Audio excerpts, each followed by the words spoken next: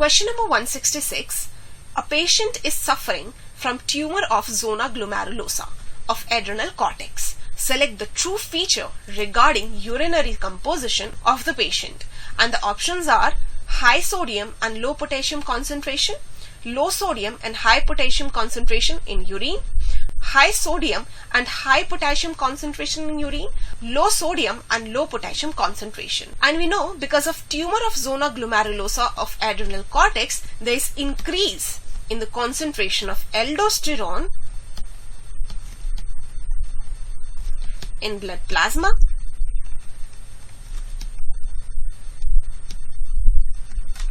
and this aldosterone is a salt retaining hormone. This aldosterone is a salt retaining hormone.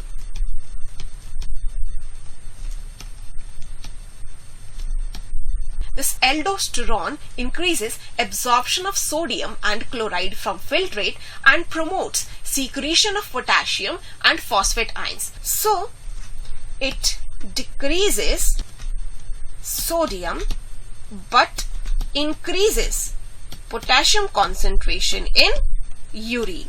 So the correct answer to this question is option number 2, low sodium and high potassium concentration in urine. This is the correct answer to our question. Let's discuss rest of the options. Next option is high sodium and low potassium concentration in urine, and this cannot be a correct answer to our question.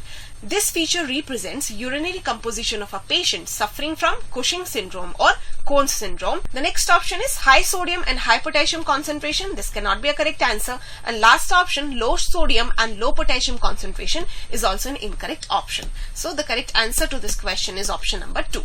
Let's discuss our next question. Question number 167, sympathetic nervous system. And the very first option is performs function only in resting conditions to restore energy of the body. And as it is an incorrect statement, this cannot be a correct answer to our question. The sympathetic nervous system, which is a part of autonomous nervous system, is activated during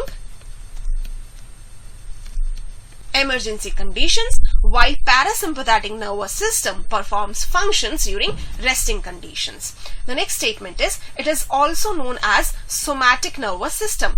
And as it is an incorrect statement with respect to sympathetic nervous system, so this cannot be a correct answer to our question, because sympathetic nervous system is a part of autonomous nervous system and it is not known as somatic nervous system. The next statement is, contracts muscularis layer of gut wall to increase peristalsis of gut. And as this is also an incorrect statement, so this cannot be a correct answer to our question, because parasympathetic nervous system increases peristalsis of gut. On the contrary, sympathetic nervous system inhibits peristalsis of gut. The last option given is inhibits salivation as well as micturition. And as it is a correct statement, so this is a correct answer to our question with respect to sympathetic nervous system, because this system inhibits salivation and micturition. So the correct answer to this question is option number 4. Let's discuss our next question. Question number 168. Muscles surrounding pupil of the eye in human are characterized as, and the options are striated and voluntary, striated and involuntary, unstriated and voluntary, unstriated and involuntary. And we know that the muscles that surround pupil of the eye in human are iris. And iris consists of smooth muscle fibers.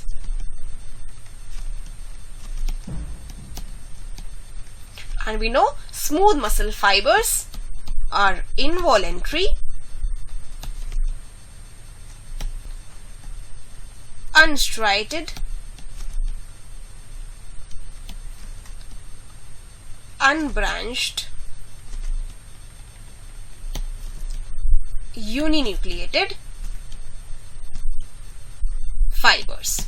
So the correct answer to this question is option number 4, unstriated and involuntary muscle fibers, and these are under the control of ANS, autonomic nervous system. Let's discuss rest of the options. The very first option given is striated and voluntary, and this cannot be a correct answer because striated and voluntary muscle fibers are skeletal muscle fibers. The next option is striated and involuntary, and this cannot be a correct answer because cardiac muscle fibers are striated and involuntary in nature. The next option is unstriated and voluntary, and this cannot be a correct answer because there are no such muscle fibers which are unstriated and voluntary in nature. So the correct answer to this question is option number 4. Let's discuss our next question. Question number 169. Select the correct match. The very first match given is tetany and the match is rapid spasm in muscle fibers due to high calcium in body fluid. And this is an incorrect match, so this cannot be a correct answer to our question, because tetany refers to a condition in which there is rapid spasm in muscle fibers due to low calcium and not high calcium in body fluid. The next match is muscular dystrophy and the match is age-related atrophy of muscles, and as it is an incorrect match, so this cannot be a correct answer to our question, because muscular dystrophy is a genetic disorder and not an age-related disorder. On the contrary, osteoporosis is an age-related disorder in which bone mass decreases as the age increases. The next match given is gout and the match is inflammation of joints due to accumulation of uric acid crystals, and as it is a correct match, so this is a correct answer to our question, because inflammation in joints due to deposition or accumulation of urate crystals is known as gout or gouty arthritis. It is caused due to altered secretion of enzyme xanthine oxidase. As a result, purine metabolism is impaired. So this is a correct answer. The last match given is osteoporosis and the match is increase in bone mass due to decrease in estrogen, and as it is an incorrect match, this cannot be a correct answer to our question, because in osteoporosis there is decrease in bone mass due to decrease in estrogen level in blood plasma. So the correct answer to this question is option number 3. Let's discuss our next question. Question number 170.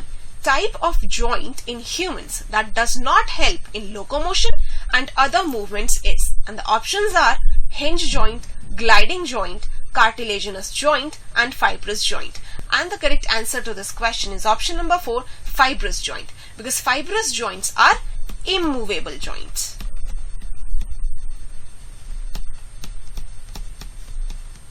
In which two bones remain fixed due to collagen fibers. Hence, they never participate in locomotion and movement. Let's discuss rest of the options. The very first option is hinge joint and this cannot be a correct answer. Hinge joint is a type of synovial joint and it helps in locomotion and movement. The next option is gliding joint and this cannot be a correct answer to our question. Gliding joint is the simplest type of synovial joint and is present in carpals and tarsals in humans. The next option is cartilaginous joint and this cannot be a correct answer to our question. Cartilaginous joint is present between adjacent vertebrae in vertebral column and it permits limited movement. So the correct answer to this question is option number 4. Let's discuss our next question.